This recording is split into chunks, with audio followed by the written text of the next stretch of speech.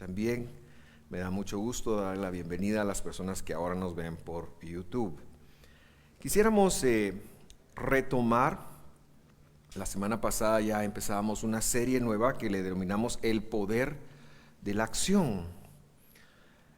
Cada vez voy teniendo más convicción de que hay que tener mucho cuidado cuando usamos la palabra poder, porque la palabra poder es inherente a Dios. Él es el que todo lo puede, ¿verdad? Dios todo lo puede. Él es el Todopoderoso, por eso así, este es uno de sus nombres.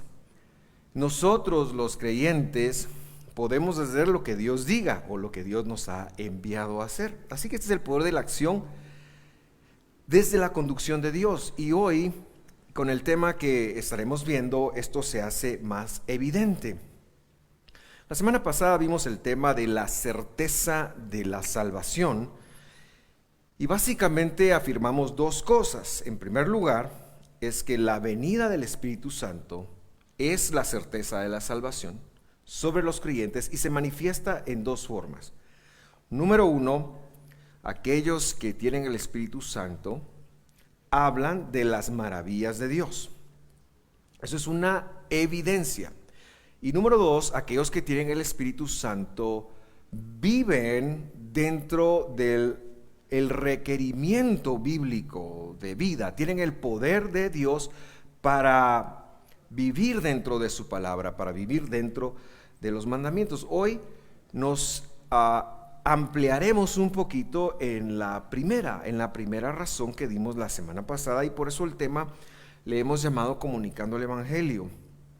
Y más que darle a usted una herramienta de esto, yo quiero darle un sentir del corazón de Dios, porque esto es lo que a mí me impresionó. Y repito, nosotros venimos ya por algunos años predicando acerca del libro de Hechos porque queremos emular a esa congregación. Queremos que esa congregación sea el paradigma y la base de lo que nosotros hacemos, para que el día que el Señor regrese diga: sí, muchachos, ustedes están haciendo lo que yo dije, y no ser tan creativos en ese aspecto, ¿verdad? Sí ser creativos en lo que Dios nos ha dado y lo que nos ha pedido, pero no crear algo que Dios no dijo que hiciéramos. Entonces, tomamos la lectura desde el versículo 18 del capítulo 11, y yo le invito a que me acompañe a leerlo. Hechos 11, 18 dice: al oír esto, se calmaron. Voltéese con su vecino y dígale: cálmate, cálmate.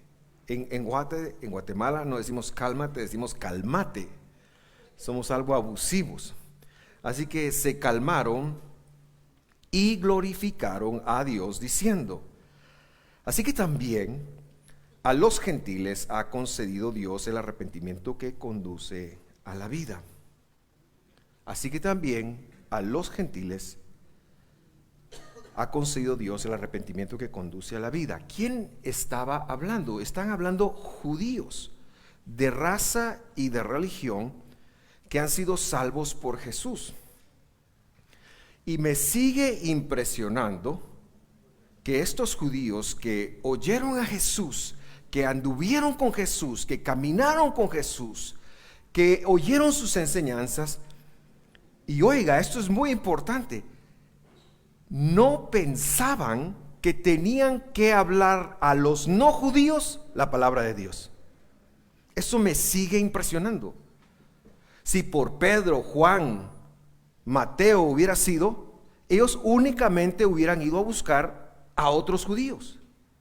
Así que ahí tenemos un poquito de derecho en reaccionar un poquito trompudos los que no somos judíos. ¿Cuántos no judíos hay acá? Levántenme la mano, por favor. Pues yo tampoco soy. Mi hijo mayor es sargento del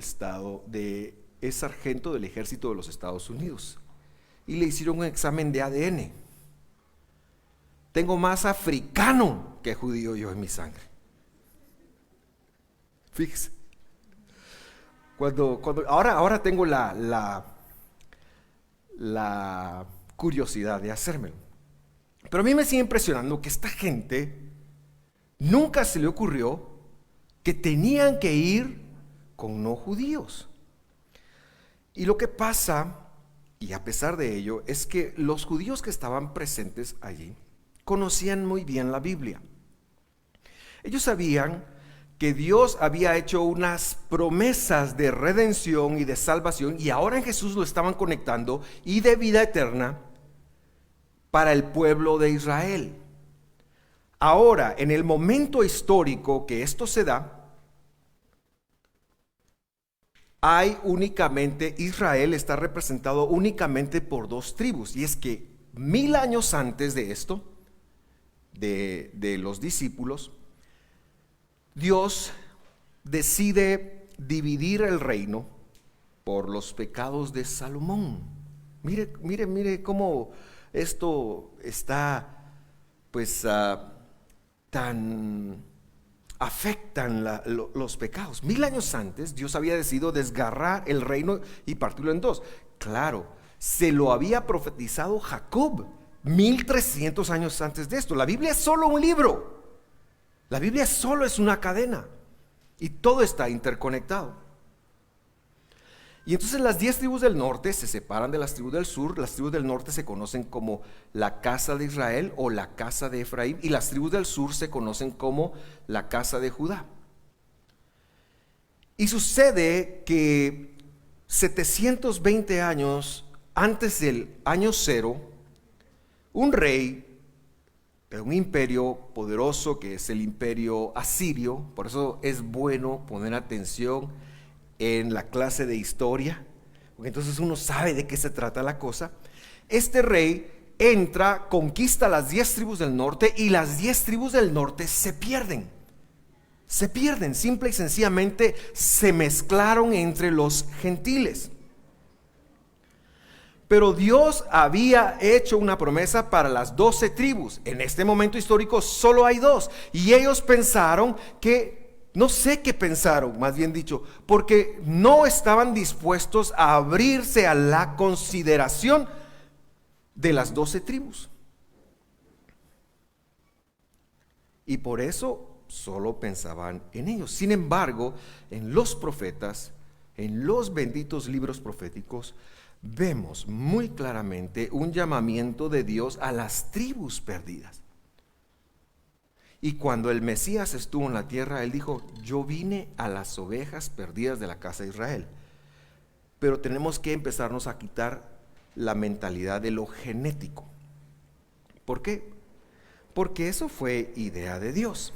Ahora, en el capítulo 15 de Hechos, y quizás en el 2024 lleguemos ahí por cómo vamos, pero en el capítulo 15 de Hechos, nosotros lo que vemos en ese famoso concilio de Jerusalén es al pastor de esta iglesia, el apóstol Jacob, haciendo una conexión muy importante. Y la conexión es la siguiente: los gentiles que empiezan a entrar, que están entrando, son las 10 tribus perdidas de Israel. Porque el pueblo de Dios no se llama iglesia. Lo repito, el pueblo de Dios no se llama la iglesia, por lo menos no el de la Biblia. El pueblo de Dios se llama Israel. Iglesia quiere decir congregación, es un sustantivo, pero el nombre de la iglesia, el nombre del pueblo de Dios, aún de los de la iglesia, es Israel. Por eso la Biblia, toda la Biblia es para nosotros. Y en el capítulo 15, Jacob finalmente llegan a una deducción, a una conclusión. Los gentiles que están entrando y los que van a entrar son las 10 tribus perdidas de Israel. Lo que sucede es que ellos no se pusieron a pedir exámenes de ADN, ni se perdieron en el asunto de la raza, sino que le dejaron esa decisión a Dios. Aquel que conocía a Jesús, ¡pum!, era alguien de la tribu perdida, de las 10 tribus perdidas que se habían regado en las naciones. Claro, a esta conclusión llegan unos 15 años después de los eventos que ahora estamos narrando. Capítulo 11 de Hechos pasa unos 15 años antes del capítulo 15. Por lo tanto, cuando ellos piensan, los apóstoles, En las iglesias de Éfeso, de Gálatas, de Roma, de Siria, en todas las iglesias que después se dieron y veían a los gentiles ahí, estaban conectando que eran el pueblo de Dios que había regresado, que estaba regresando. Eso es importante tenerlo en mente antes de leer el siguiente versículo, pero leámoslo. Ahora bien, dice: los que habían sido esparcidos a causa de la persecución que sobrevino después de la muerte de Esteban, llegaron hasta Fenicia, Chipre y Antioquía. Y nuevamente, mire esta conducta. Y no hablaban la palabra de Dios a nadie, sino solo a los judíos. El paradigma reinante. Ahora, ¿cuándo sucede la persecución de Esteban? La persecución de Esteban sucedió en el capítulo 7. Estuve tratando de hacer una comparación y se me hace que es no más de 2 años antes del capítulo 11. ¿Ok? Entonces, en ese momento se desata una persecución. ¿Se acuerda usted de Esteban, que lo apedrean y lo matan y se convierte en el primer mártir de los judíos mesiánicos? De los judíos mesiánicos. Él es el primer mártir de los judíos mesiánicos. Lo apedrean, lo matan, y ahí estaba, ¿se acuerda de don Pablo? Ahí estaba Pablo agarrando la ropa de todo mundo que estaba echando punta, matando a Esteban. Cuando esa persecución se viene, era una idea de Dios que también tenían que ir a regar las buenas nuevas. Tenían que ir a hablar de Jesús. Y entonces se van a 3 regiones. Fenicia, o sea, lo que hoy es el Líbano, para que nos ubiquemos. Chipre, que es una isla que está en el mapa, en el Mediterráneo, a medio Mediterráneo, en esa cuenca de donde está Israel. Y Antioquía. Ahora habían unas 15 Antioquías, porque hubo un rey que se llamaba Antíoco, el loco, así se llamaba, del imperio seleucida, que a donde iba decía: a mí me gusta aquí, a una ciudad, y le ponían de acuerdo a su nombre. Pero a la Antioquía que se refiere está en lo que hoy es Turquía. Entonces, la isla de Chipre es muy importante porque de la isla de Chipre sale una persona determinante para el ministerio de la iglesia. Su nombre es Bernabé, en castellano. Ahora la pregunta es: ¿salen ellos a buscar judíos, solo judíos? La pregunta es: ¿por qué? Y la respuesta es que a nadie se le ha ocurrido todavía que Dios tiene a su pueblo Israel entre las naciones y que la salvación es para ellos, para ustedes, para nosotros, para los que nos enorgullecemos de decir: yo soy puro guatemalteco. La salvación es para nosotros, porque hay una ciudadanía celestial que trasciende la chapina. Yo amo mi tierra, yo amo Guatemala,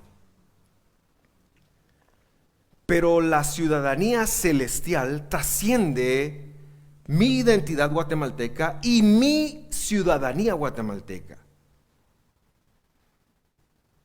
Y eso es importante que lo conectemos. Nosotros somos ciudadanos del mundo por venir, de la nueva Jerusalén. Si usted es redimido por la sangre del Cordero, usted es un ciudadano celestial. Usted es un ciudadano celestial. Las leyes de la nueva Jerusalén, la constitución de la nueva Jerusalén es la que se aplica a usted. Lo que pasa es que usted está aquí de paso. Muy bien. Y entonces nosotros vemos esta tendencia que había en los primeros creyentes. Solo a judíos, muchachos, solo a judíos. Una especie de apartheid tenían en la mente ellos, ¿verdad?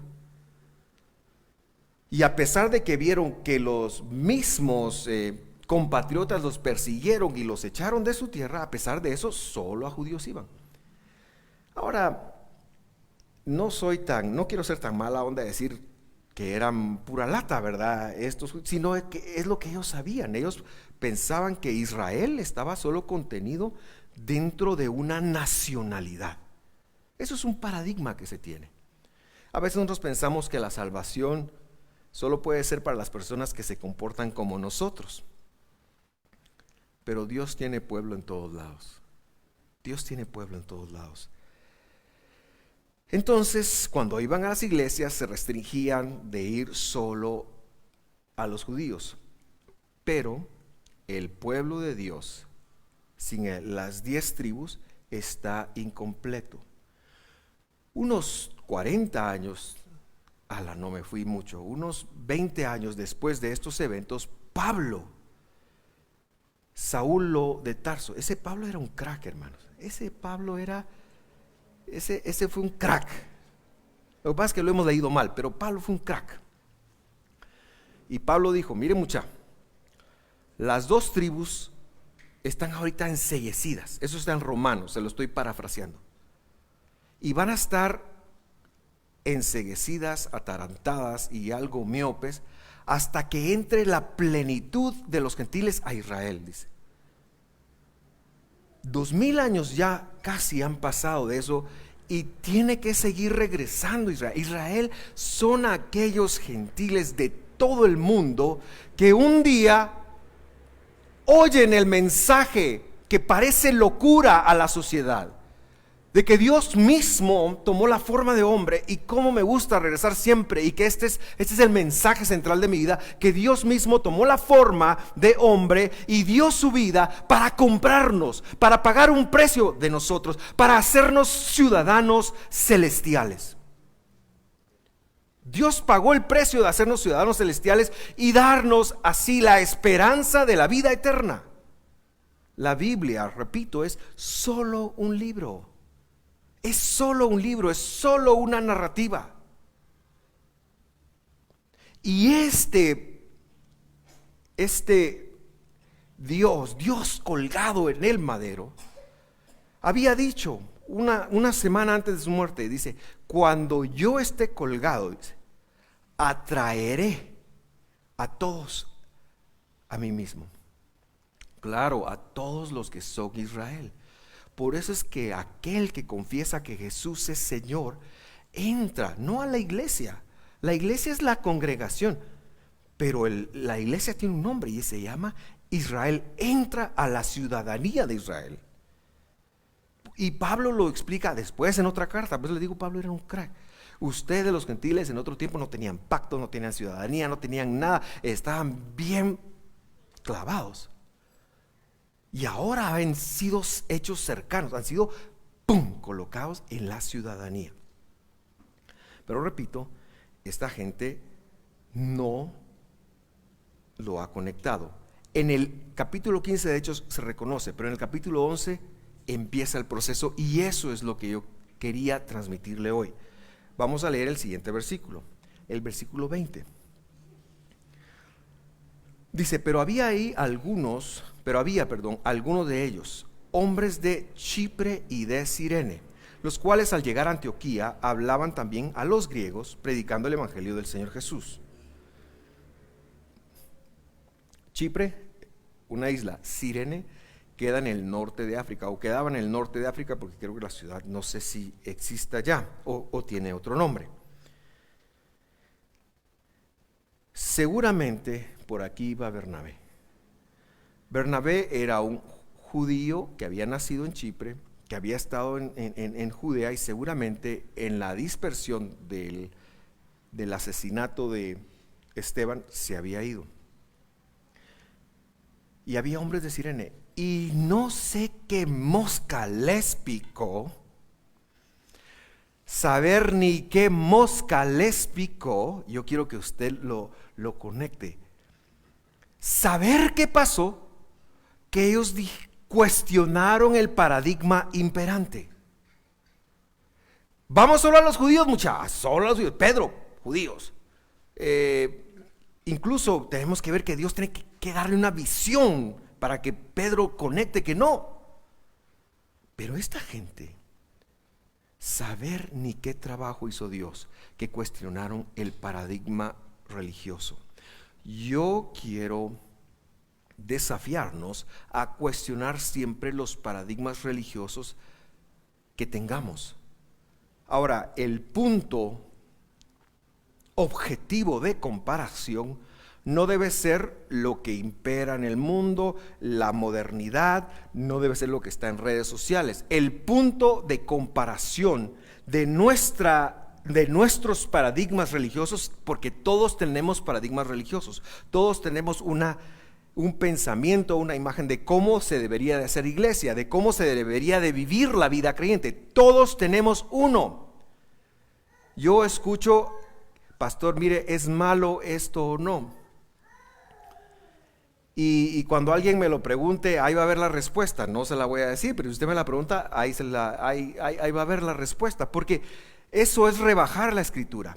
No, el paradigma religioso que nosotros tenemos tiene que ser contrastado con la verdad.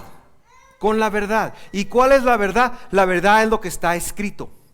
Esa es la verdad. Porque esa es la revelación segura que Dios nos dejó. Dios nos ha dado una palabra profética segura, y esta se encuentra desde Génesis hasta Apocalipsis. Y por eso nosotros hacemos un esfuerzo en esta casa de profundizar en eso, porque queremos contrastar los paradigmas religiosos que hemos tenido continuamente con lo que está escrito. Pero algunos de ellos, dice, y yo debo de agregar, impulsados por el Espíritu Santo, fueron y rompieron el paradigma religioso que era solamente hablar a judíos, y fueron a hablar a griegos. Fueron a hablar a griegos. Querido hermano, estoy impresionado con estas personas que ni siquiera se les nombra. Ni siquiera se les nombra. Pero fueron el vehículo que Dios usó para que usted y yo estemos sentados acá y conozcamos de Dios. Y ni siquiera se les nombra. Porque si hubiera dependido de Pedro, Juan y todos los 12, no hubiéramos nosotros conocido a Dios. Ellos estaban formateados para solamente ir a una raza específica.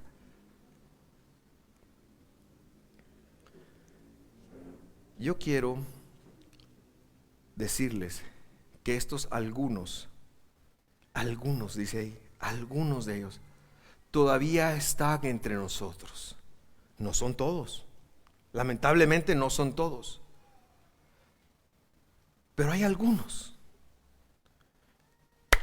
Que hay algunos aquí, Señor, que hay algunos aquí. No lo digo en son sarcástico, lo digo con todo mi corazón y como pastor representando a esta congregación, que hay algunos acá que estemos dispuestos a cuestionar, porque lo que Dios va a empezar con ellos ya duró 2000 años y seguirá. A eso se refería Jesús cuando digo, esta es mi congregación, y las puertas del infierno, dice. ¿Se acuerda de ese? Está en Mateo 16. Y las puertas del infierno, las puertas del mal, las puertas de la muerte, no prevalecerán contra ella. Es impresionante cómo el evangelio ha llegado a nosotros a pesar de 2000 años. Y todo el sacrificio que muchos hombres y mujeres que incluso tuvieron que dar su vida para que nosotros, y nosotros hoy nos damos el lujo de decir, porque estamos ante una época que valora más los paradigmas humanos que lo que está escrito. Yo quiero decir esta mañana que esta es mi oración y es la carga que quiero dejar contigo hoy, de cómo debemos de hacer iglesias. Que hay algunos entre nosotros que estén dispuestos a romper los paradigmas religiosos que tienen, como el conformismo, los temores, la comodidad, para hablarle a otros acerca de Dios. ¿Cómo puedes hacer esto? ¿Sabes cómo puedes hacer esto? ¿Cómo puedes empezar a hacer? No es tan difícil. Si eres varón, invita a un amigo Son unos gárralos de multimedia. Me pasaron de verde a rojo. No, acabo de ver y está verde. Y de repente rojo. Hoy los declaro, los desafío públicamente. Olvidé ese paréntesis, me salió la carne, hermano. Ya me pusieron amarillo. Ahora los amo. Pero ya en serio.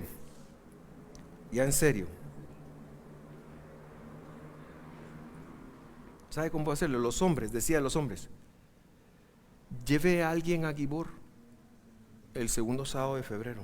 Invítelo. Las mujeres, cuando hayan eventos de damas, invítenlas. Los audios que manda, mándeselo a quien Dios le ponga en el corazón y no ande pensando, ay, ¿qué va a decir aquella que le voy a enviar un audio? ¿Qué le importa a usted qué va a decir? Tal vez Dios va a hacer algo. Patojos. El otro sábado hay evento. Patojos. Chispud, muchacha. Chispud. No, yo no vengo que a las 6 de la tarde ahí va el frío y va a haber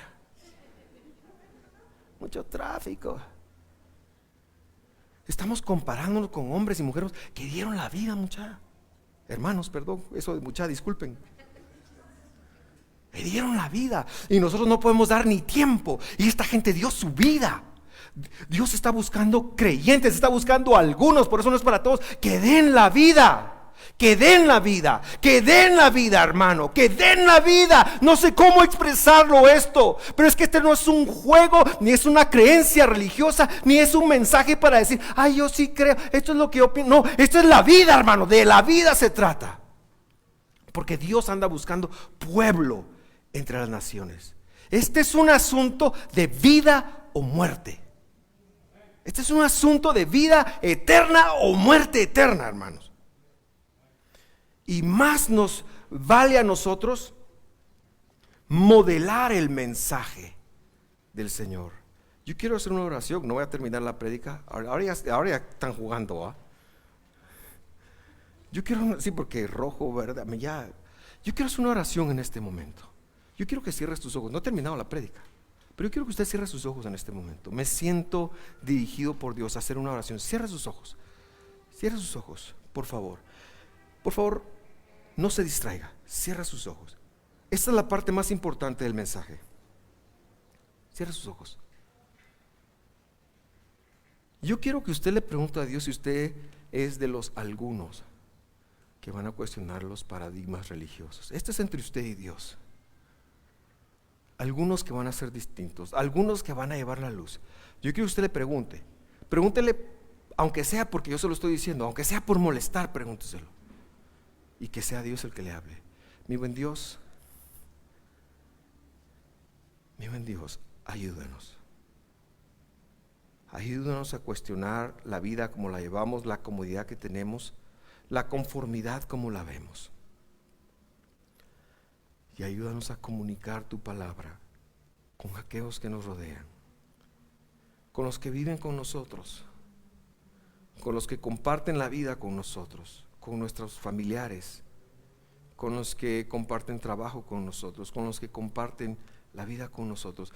Y pon en nosotros, Señor, el qué decir por tu buena voluntad, en el nombre de Jesús.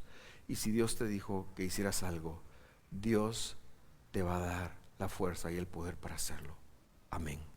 Termino la prédica con este versículo. Dice, la mano del Señor estaba con ellos y gran número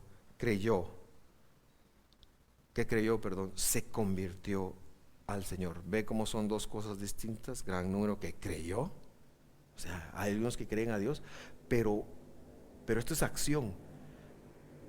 Pero no hace falta ser creído nada más o creer, hay que retornar,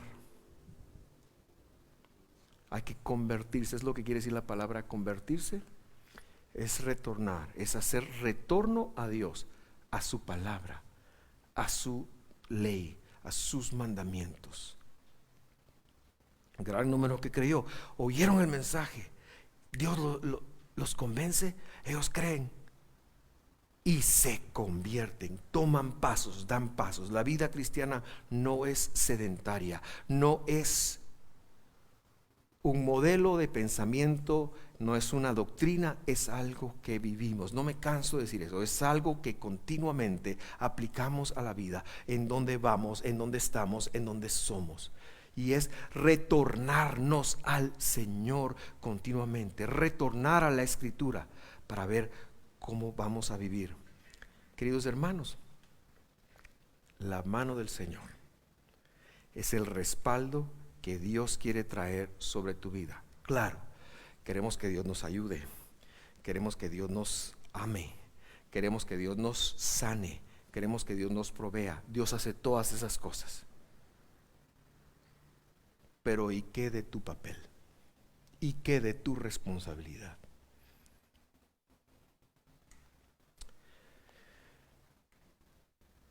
Mejor me apagaron la luz ahí atrás para que sepa. Muchachos, es que si ya saben cómo soy, ¿para qué juegan conmigo? Cierre sus ojos, por favor. Ahora sí vamos a terminar la prédica. Cierre sus ojos y tómese un momento para meditar en lo que ha escuchado.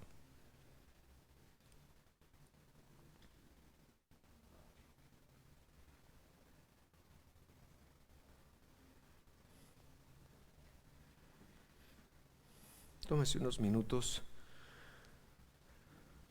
La mano del Señor.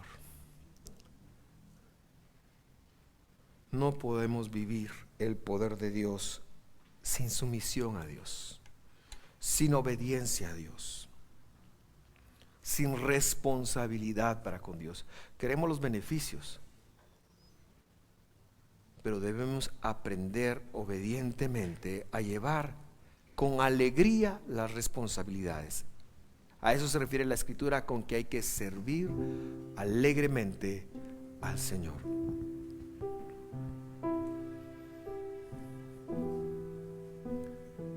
Este es un buen momento para hacer reflexión sobre todo lo que ha escuchado usted hoy. Al principio de esta prédica yo le decía, pida a Dios que Él le hable, porque si le hablo yo no está bien. Pídale a Dios que le hable en este momento, no solo de su vida, sino cómo va a ser usted, alguno de esos que serán comunicadores del Evangelio. Nuestros caminos y volvamos a Jehová. Levantemos nuestras manos al Señor.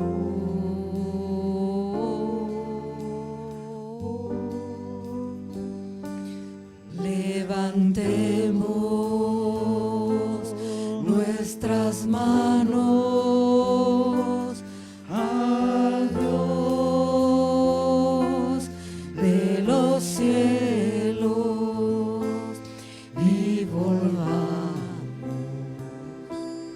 a Jehová nuestro Dios por la bondad. Es un buen coro para terminar esta mañana. Jehová, no hemos sido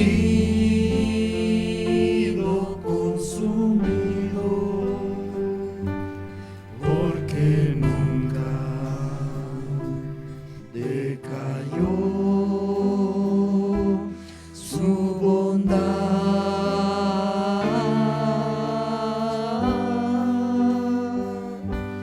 Nuevas son cada mañana, nuevas son cada mañana, y grande su fidelidad.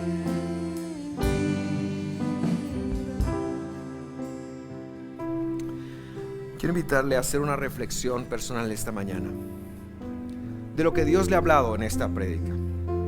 Si Dios le habló, Tenemos que hacer una reflexión y tenemos que empezar a dar pasos. Mi oración que esto fuera con todos, que pudiéramos hablar de ser de esos algunos que se atrevieron a romper sus temores, sus paradigmas, lo que le pudieron haber dicho, dijeron no, tenemos que ir con otros. Y Dios puso ese impulso en el corazón. Y mi oración esta mañana es que Dios ponga ese impulso en tu corazón. Mi oración es que podamos vivir no tan endurecidos, que no nos cause algo ver que el mundo se pierde, se sigue perdiendo y que cada vez el mundo que nos rodea está más distante de Dios. Mientras más pasos damos por la vida, el mundo está haciendo lo que nos rodea. Y cuando digo el mundo, son las personas que viven en él. Están haciendo su mejor esfuerzo por apartarse de Dios. Y Dios tiene aquí un pueblo que ha salvado, que es Israel, que tiene todas sus promesas. Que Dios use a alguno de nosotros, a muchos de nosotros, para traer luz, para romper nuestros paradigmas, para invitar a otros.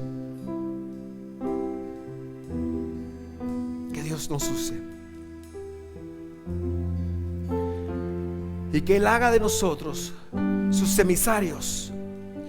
Escudriñemos nuestros caminos y volvamos a Jehová. Levantemos nuestras manos al Señor.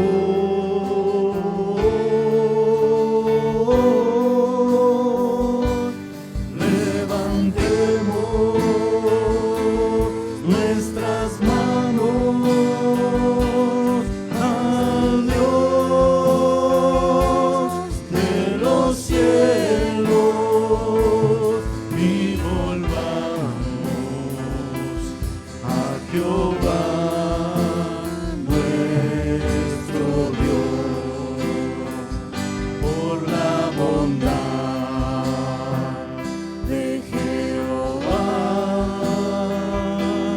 no hemos sido consumidos, porque nunca decayó su bondad.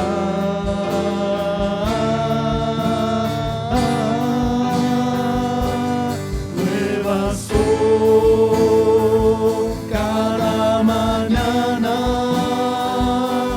nuevas son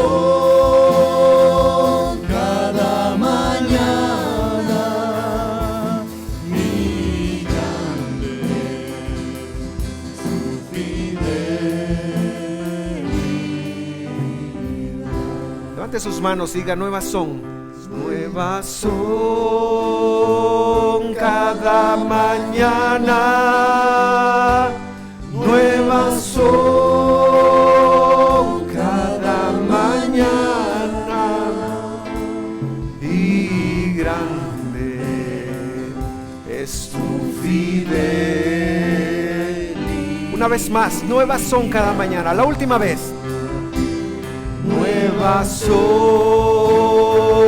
Cada mañana, sí, Señor, nuevas son nuevas son tus fidelidades, Señor. cada mañana, Y grande su fidelidad.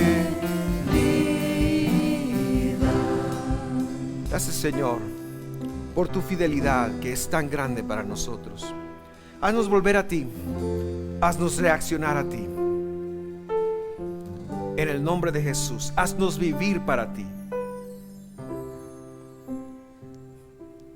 Yo quiero que usted abra sus ojos ahora. Y antes de despedir este servicio, yo quiero decirle algo con todo mi corazón. A veces tenemos la conciencia de que Dios nos libertó del pecado, ¿verdad? Eso es un mensaje que hemos hablado. Dios nos libertó del pecado. Ahora, no nos libertó del pecado para ser libres de hacer lo que nosotros querramos. Eso también nos lo tenemos que aclarar. Sino Él les dijo a su pueblo en Egipto: yo los voy a sacar de Egipto y los voy a llevar al desierto para que me sirvan a mí. ¿Recuerda usted eso? Así le dijo Faraón: deja ir a mi pueblo para que me sirva. Ese es un yugo que el creyente en Jesús debe de aprender a tomar agradablemente. No hay mejor espacio en la tierra que ser un siervo de Dios. No hay mejor trabajo que ser un siervo de Dios. Ahora, por favor, disasocie las palabras siervo de Dios de ser pastor. Quite eso de su mente. No estoy hablando de ser pastor. No hay mejor trabajo que ser una ama de casa que sirve al Señor, que ser un estudiante que sirve al Señor, que ser un ingeniero que sirve al Señor, que ser un comerciante que sirve al Señor, que ser un ministro que sirve al Señor. No hay mejor trabajo en la tierra que ser una persona que sirve al Señor en lo que se dedica. Él es fiel, Él es bueno, pero esa responsabilidad nos conlleva a tener el oído bien afinado de qué es lo que quiere hacer Él y cómo nos quiere usar. Y esa responsabilidad está antepuesta a lo que yo quiero que Dios me dé. 40 años estuvieron en el desierto sirviendo a Dios antes de heredar la tierra prometida. La verdadera herencia a nosotros es la Jerusalén celestial. Lo que vivamos aquí con comida, eso es ganancia, hermanos. La verdadera herencia es la Jerusalén celestial, porque es eterna. Yo le invito a arropar arropar ese concepto. Yo soy un siervo de Dios, yo soy una sierva de Dios, yo quiero servir a Dios.